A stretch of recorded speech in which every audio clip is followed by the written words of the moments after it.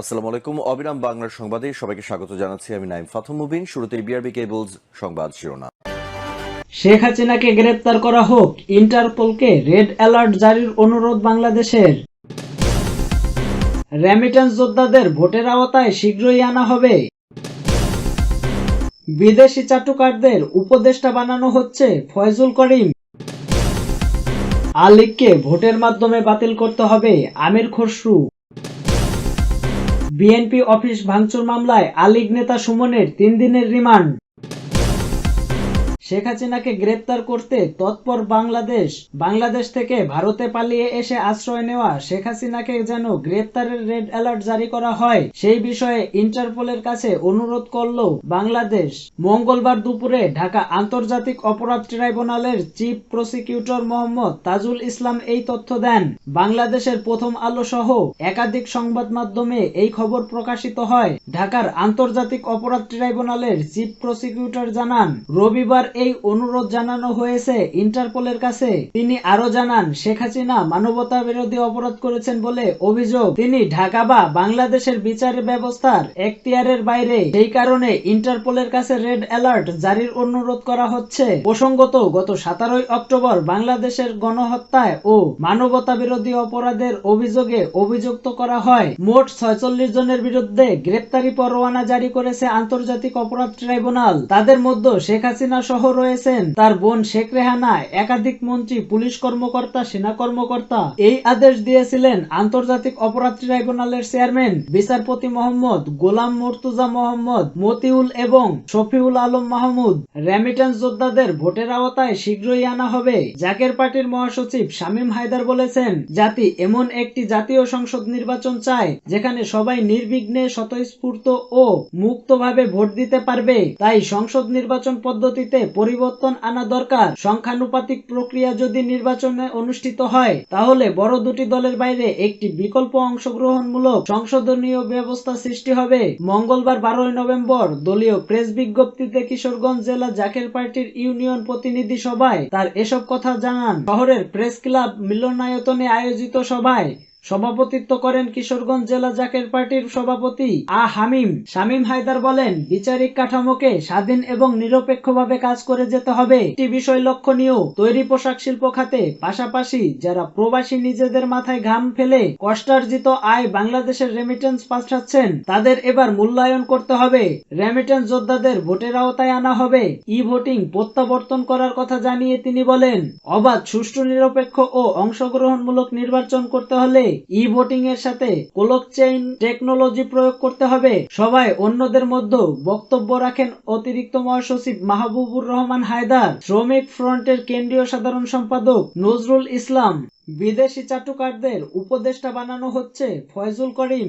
ইসলামী আন্দোলন বাংলাদেশের সিনিয়র নায়েবে আমির বলেন, ফ্যাসিস্টের বিরুদ্ধে এদেশের মানুষ আন্দোলন করেছে, কিন্তু চিহ্নিত একটি রাজনৈতিক দল তাদের সঙ্গে হাত মিলিয়ে এদেশের শহীদদের সঙ্গে বেইমানি করছে। তারা দেশের মানুষের আবেগের ওপর দাঁড়িয়ে ক্ষমতায় যেতে চায়। আওয়ামী লীগ ও বিএনপির মধ্যে কোনো পার্থক্য নেই। ফয়জুল করিম বলেন, কেবল দল ও নেতাদের পরিবর্তনের মাধ্যমে দেশে শান্তি আসতে পারে না, মানুষের আশা আকাঙ্ক্ষার প্রতিফলন ঘটতে পারে না। যতদিন পর্যন্ত ন্যায় নীতির পরিবর্তন না আসবে, ততদিন পর্যন্ত দেশের মানুষের শান্তি, শৃঙ্খলা এবং আশা আকাঙ্ক্ষা প্রতিফলন ঘটবে না। সেজন্য দুর্নীতি, দুর্নীতিবাজ ও জালেমদের বিরুদ্ধে রাজনৈতিক ঐক্যবদ্ধ হতে হবে। জনগণের ভোটের মাধ্যমে আওয়ামী লীগকে ক্যান্সেল করতে হবে বলে জানিয়েছেন বিএনপির স্থায়ী কমিটির সদস্য আমির খসরু মাহমুদ চৌধুরী। মঙ্গলবার জাতীয় press club take back Bangladesh নাগরিক ভাবনার শীর্ষক আলোচনা সভায় তিনি এসব কথা বলেন। আয়োজন করে voice of democracy and voter right. Amir Khasru Chowdhury বলেন, আপনি যদি অন্য কোনোভাবে আওয়ামী লীগকে বাতিল করে দিতে চান, এগুলো টিকবে না। ফ্যাসিস্টকে বাতিল করবেন, ভোটের মাধ্যমে চরমভাবে পরাজিত করবেন। অন্য কোনোভাবে বাতিল করলে কোনো সুফল বয়ে আনবে না। বিএনপির স্থায়ী কমিটির এই সদস্য বলেন, বিএনপির জন্য সংস্কার নতুন কিছু নয়। খালেদা জিয়া 2016 সালে ভীষণ 2030 সংস্কার প্রস্তাব দিয়েছিল। তারেক রহমানও যুগপৎ আন্দোলনে থাকা সব দলের মতামতের ভিত্তিতে 31 দফা সংস্কার প্রস্তাব দিয়েছেন। শুধু সবাইকে নিয়ে নয়, বাস্তবায়নের জন্য ফ্যাসিস্টদের বিরুদ্ধে থাকা সব দলের প্রতিনিধিদের নিয়ে একটা জাতীয় সরকার গঠন করা হবে।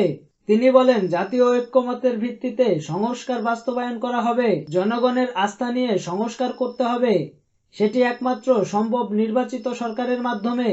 অনির্বাচিত কোনো সরকার তাদের নিজস্ব চিন্তাভাবনা ও দর্শনের যেভাবে সংস্কার করার সুযোগ নেই। যে সমস্ত সংস্কার ঐক্যমতে আছে সেগুলো বাস্তবায়নে আমাদের কোনো আপত্তি নেই। বিএনপির এই সিনিয়র নেতা বলেন, জনগণকে বাইরে রেখে যে বয়ান তৈরি করা হচ্ছে তা জাতির কাছে গ্রহণযোগ্য নয়। স্বাধীনতার পর শেখ মুজিবের একটি বয়ান ছিল, স্বৈরাচারের একটি ছিল এবং ফ্যাসিস্ট শেখ হাসিনার একটা বয়ান ছিল। ফ্যাসিস্ট শেখ হাসিনা বলেছিল উন্নয়নের উপর গণতন্ত্র, কিন্তু উন্নয়নের সঙ্গে গণতন্ত্রের হাতে হাত মিলিয়ে চলতে হয়। গণতন্ত্র বাদ দিয়ে উন্নয়ন করলে পকেটের উন্নয়ন হয়। একমাত্র বয়ান হবে নির্বাচনের মাধ্যমে দেশের জনগণের মালিকানা ফিরিয়ে দেওয়া। এর বাইরে নতুন বয়ান শুনতে চাই না। আমির খসরু আরো বলেন, আমরা 31 দফা সংস্কার বাস্তবায়ন করতে আমরা প্রতিজ্ঞাবদ্ধ। 16 বছরের জলে পুড়ে বিএনপি খাঁটি সোনায় পরিণত হয়েছে। ত্যাগ জুলুমের মধ্য দিয়ে বিএনপি নতুন বিএনপিতে পরিণত হয়েছে।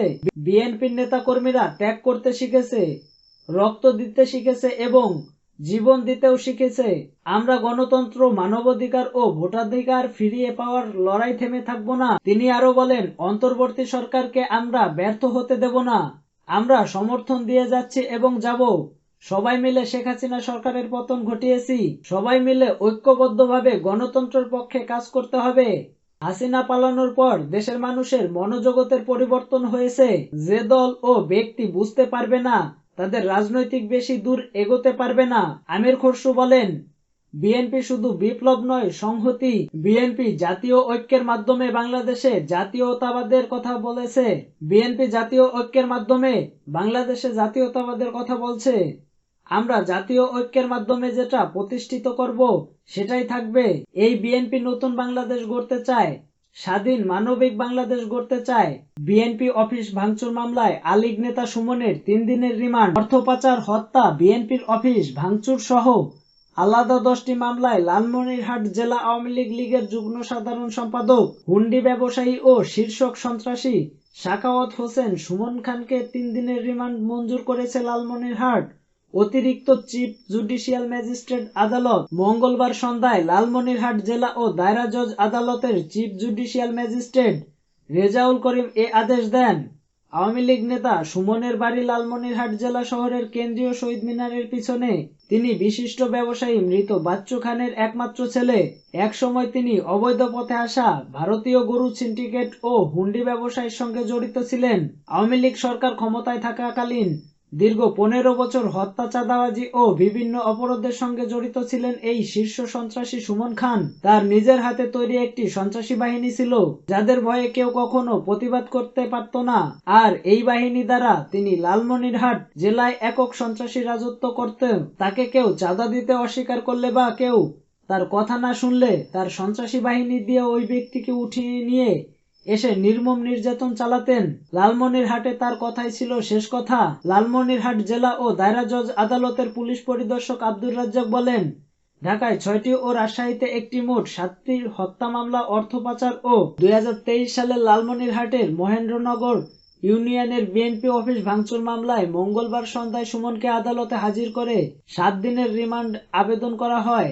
আদালত শুনানি শেষে তার 3 দিনের রিমান্ড মঞ্জুর করেন। এ সময় সুমন খানের বডিগার্ড রাজু আহমেদের 1 দিনের রিমান্ড মঞ্জুর করে দায়রা জজ আদালত chief judicial magistrate Rezaul Karim. Remand মঞ্জুর শেষে তাদের দুজনকে লালমনিরহাট সদর থানায় নিয়ে যাওয়া হয়।